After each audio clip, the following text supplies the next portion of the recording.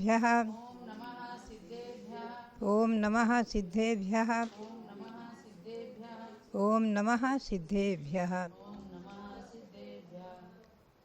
महानुभाव, शास्त्र सार समुच्चय ग्रंथ है, बहुत ही सुंदर है और उसमें गृहस्थों के 6 आर्य कर्म माने हैं। गृहस्थों के 6 आर्य कर्म इज्जा, वार्ता, दत्ती, स्वाध्याय, संयम और तप। ये 6 नाम आपको नए लगेंगे, लेकिन आगम के आधार से, शास्त्रों के आधार से वर्णित हैं।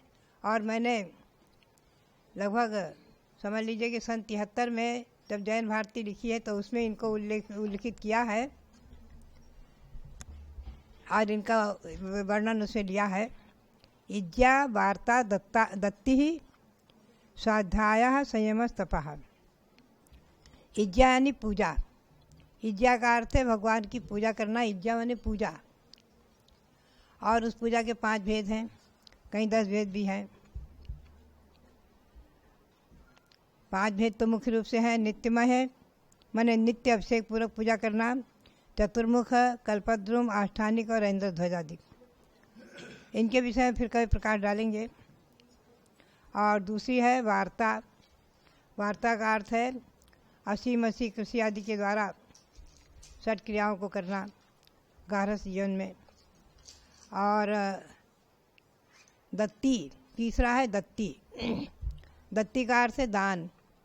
तो दत्ती के 4 भेद किए हैं वहाँ, दया दत्ती, पात्र दत्ती, समदत्ती और सकल दत्ती। ये भी नाम आपको नए लगेंगे, लेकिन मैंने जैन भारती में भी उल्लिखित किए हैं, ग्रंथों में तो आए ही हैं। दया दत्ती का अर्थ है करुणा दान।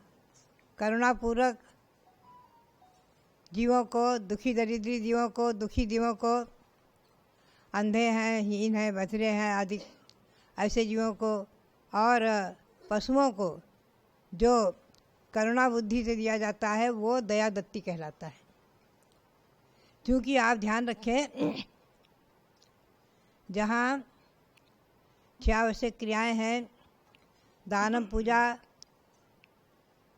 आदि, वहाँ तो दान के भेद जो है 4 हैं। आहार दान, औषधि दान, शास्त्र दान और अभय दान। इनमें मुख्य रूप से उत्तम पात्रों के लिए है। और अभय दान में पशु और गरीब भी आ जाते हैं अभय दान में, जिन्हें करुणापूर्वक अभय दान दिया जाता है करुणा बुद्धि से, उसमें आ जाता है। तो इसमें दया दत्ती अलग ही है, करुणापूर्वक, दयापूर्वक। एक बार क्या हुआ, बहुत पुरानी बात है, एक महिला ने सहज ही कह दिया, मैं दक्षिण में थी कर्नाटक की तरफ, कि कोई भी साधु आ जाए, भूखा न जाए, मेरे को बहुत दया रहती, करुणा रहती है, तो मैं बहुत दया बुद्धि से उन्हें ज़रूर भोजन करा देती हूँ, चाहे ब्रह्मचारी हो, चाहे साधु हो, चाहे महाव्रती हो, चाहे अणुव्रती हो। तो मैंने उन्हें समझाया, मैंने कहा ध्यान रखो, करुणा बुद्धि से पात्रों को दान नहीं दिया जाता है। पात्रों को दान उत्कृष्ट भक्ति पूर्वक दिया जाता है। वो भक्ति अलग ही है, उसमें करुणा शब्द नहीं लगाना। दया से उनको दान मत दो, वो भूखे हैं उनको खिलाना। उनको नवधा भक्ति पूर्वक, बड़े भक्ति से, बड़े प्रेम से, आदर पूर्वक, नवधा भक्ति पूर्वक, उसमें करुणा बुद्धि नहीं लाओ। करुणा बुद्धि से तो दिया गया दान और दया दत्ती में आता है। तो उसको समझ में आया कि बात सही है आपकी। पात्रों के लिए तो बहुत ही विशेष अनुराग और भक्ति होनी चाहिए। पात्रों के प्रति दान देने में करुणा भाव न रख करके भक्ति भाव, नवधा भक्ति में भी, नवधा भक्ति पूर्वक जो किया जाता है दान, श्रद्धा, भक्ति, तुष्टि आदि उसके गुण हैं। श्रद्धा हो, भक्ति हो, संतोष हो आदि। तो हमेशा ध्यान रखें, पात्र दत्ती यहाँ आचार्य ने अलग की है शास्त्र सार समुच्चय में, और दया दत्ती को अलग रखा है। पात्र दत्ती में तो पात्र दान है, जो उत्तम पात्र, मध्यम पात्र, जघन पात्र के भेद से 3 भेद रूप हैं। उन्हें आहार, औषधि और दान आदि देना, 4 प्रकार के दान। और दया दत्ती में करुणापूर्वक जो दीन दुखी गरीब आदि को और पशुओं को, चाहे बंदर हो चाहे और पशु हो, कबूतर आदि हैं, उनको भी, कबूतरों को दाना डालने की परंपरा भी मैंने देखा दिल्ली में, बड़ी प्राचीन परंपरा। जब मैं सन 1972-73 में देखा, मुझे बहुत अच्छा लगा। तो बात यही है कि ये सब करुणा दान दया दत्ती में आते हैं। तो हमेशा ध्यान रखो, अभी यहाँ भी बंदर आदिकों के लिए जो करुणा बुद्धि से दिया जाता है, वो सब दया दत्ती में सम्मिलित है, ध्यान रखो। और भी जो गरीबों को, असहाय को और अंधे या बधिर हैं, उनके पाठशाला आदि जो आजकल चलती हैं, उनमें भी जो दान दिया जाता है, वो सब दया दत्ती में आता है, वो पात्र दत्ती में नहीं आएगा। तो बात यही है कि आचार्यों ने अनेक प्रकार से गृहस्थ धर्म का वर्णन किया है।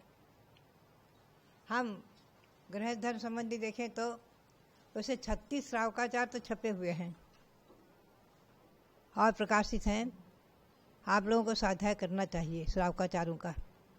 श्रावकाचार, कोई ना कोई श्रावकाचार का स्वाध्याय अवश्य ही करना ही चाहिए।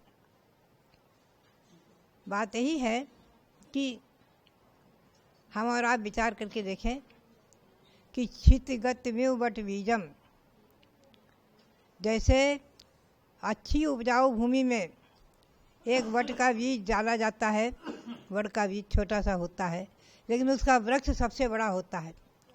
वट वृक्ष सबसे बड़ा माना गया है और उसकी शाखाएं फैलती चली जाती हैं, कभी उसका अंत ही नहीं होता। तो बात यही है कि अच्छी उपजाऊ जमीन में बोया गया बीज बहुत ही फलता है। तो उत्तम पात्रों को दिया गया दान पात्र दत्ती रूप में, वो अपने आप में अलग ही उसकी महिमा है।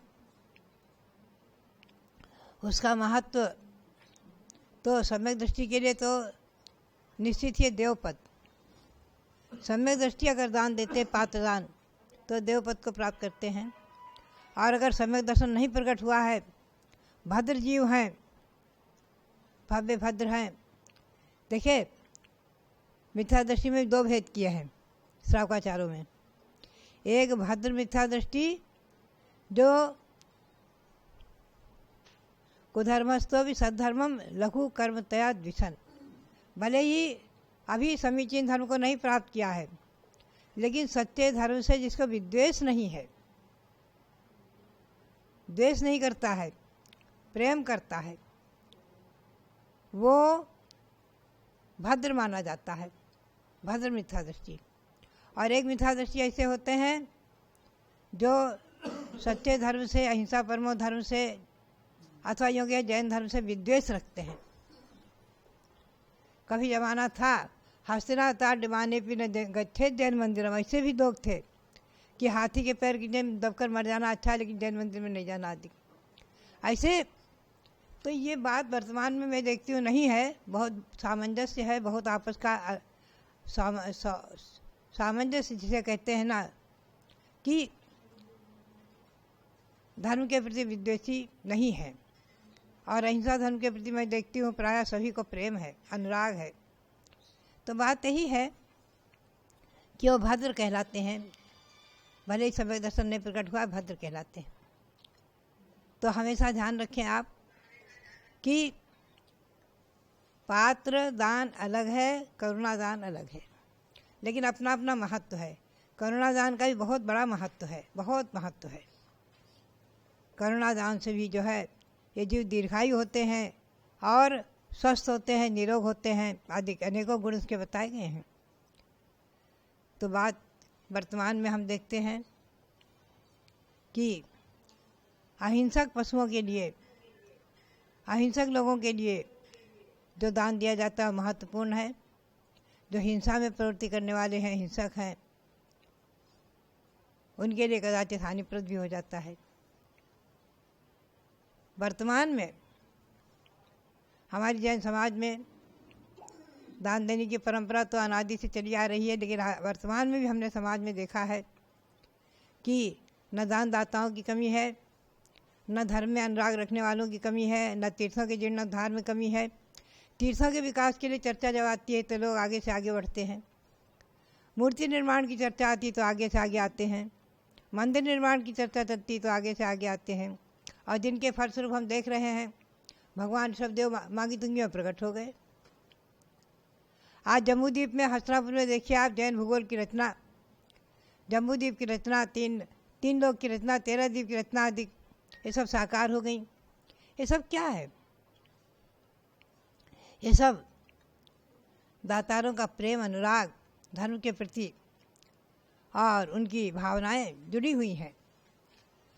मैं समझती हूँ पूरी दिगंबर जैन समाज मांगी तुंगी के भगवान ऋषभदेव से और हस्तिनापुर के तीर्थों से, जम्बूद्वीप से जुड़ी हुई है, रस प्रवर्तन आदि के माध्यम से। और हर जगह की समाज को देखो, हर जगह जहाँ भी जैन कोई धार्मिक योजनाएं होती हैं, हर तीर्थों पर देखो, कोई भी तीर्थ क्यों न हो, तीर्थों के विकास में, तीर्थों के जीर्णोद्धार में और धार्मिक कार्यों में, दान में सभी लोगों की कितनी रुचि रहती है। ये कारण क्या है? ये अपने उज्जवल भविष्य का प्रतीक, उज्जवल भविष्य का प्रतीक कि अपने गाढ़ी कमाई के धन को अगले भाव में साथ ले जाने का उपक्रम, प्रयास, पुरुषार्थ सहज ही सूखती है।